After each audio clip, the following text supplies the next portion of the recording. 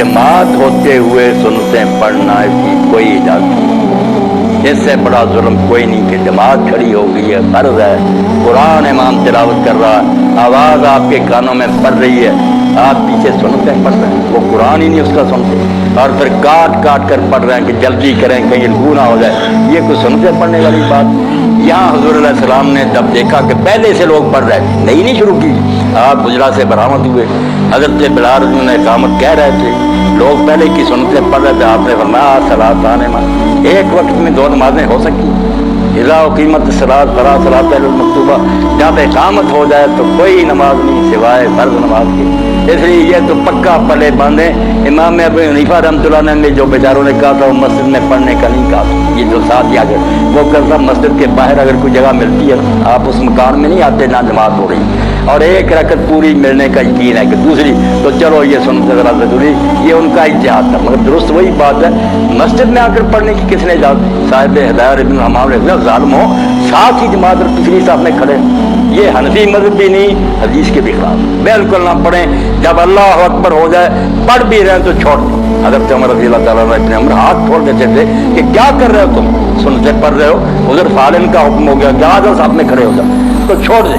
रह गई बात बाद में पढ़ने की, यहाँ भी आप बेफिक्र है, जैसे दूसरी नमाजों की सुनते बाद में पढ़ लेते हैं। आप ज़ोहर की नमाज में आकर शामिल हो गए, पहली छूट गई, बाद में पढ़ लेते हैं। इसी तरह फजर के बाद ये सुनते पढ़ लें, ये वो नफल नहीं है जो मना किए गए।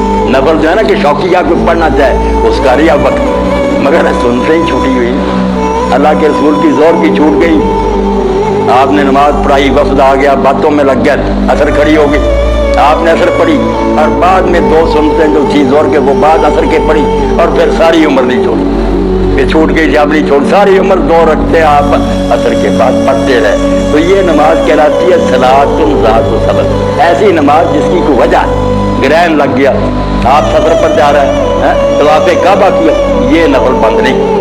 ये और है बात जो शौकिया तसव्वुर का आपका दिल चाह वो फजर के बाद और असर के बाद, मसला कम नहीं। इसलिए ये छूटी हुई सुनते उसी वक्त बेशक पढ़ लें, सूरज निकलने की कोई जरूरत नहीं। अल्लाह के रसूल सल्लल्लाहु अलैहि वसल्लम के सामने पढ़ी, आपने पूछा क्या कर रहे हो, फजर की नमाज तो 2 ही रखते, उसने कहा पहली 2 रखते नहीं पढ़ सका था, फरमाया भला है, फिर कोई बात नहीं, ठीक है पढ़ लो।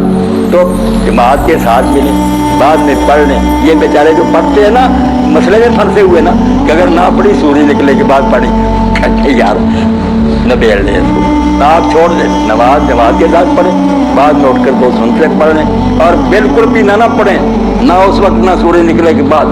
तो इमाम अबू हनीफा रहमतुल्लाह अलैह, काज़ी अबू यूसुफ रहमतुल्लाह अलैह का मतलब यही, वो कहते हैं मौका पहले तक नहीं पढ़ सके फर्ज है। ये इमाम मोहम्मद का मतलब है उनके शागिर्द का, सूरज निकलने पड़े, इमाम साहब कर रही है, इसलिए सूरज निकलने अगर कोई पढ़ना करता बिस्मिल्लाह पढ़ता फिरे, मगर हुक्म कोई नहीं। एक हदीस है जिससे लोग धोखा खा जाते हैं कि आपने फरमाया जिसने फजर की 2 रकतें नहीं पढ़ी वो सूरज निकलने के बाद पढ़े।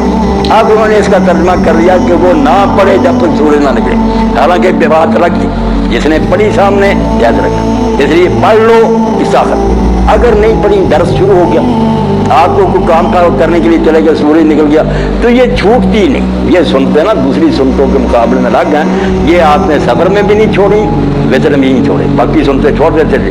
इसीलिए इमाम हसन बसरी वाजिब के तो मसला क्या निकला कि अगर सूरज भी किसी वजह से निकल गया और आपने अभी तक नहीं पढ़ी तो ये नहीं माफ, सूरज निकलने पर भी पढ़नी पड़ेगी। आप इमाम शौकानी की नालौकात देखें, उन्होंने लफ्ज़ ढूंढ कर दिए कि देखो दूसरी जगह हदीस है कि जिसने सूरज निकलने तक नहीं पढ़ी वो सूरज निकलने के बाद पढ़ी, और जिसने पढ़ ली है बिस्मिल्लाह उसने तो काम खत्म कर लिया।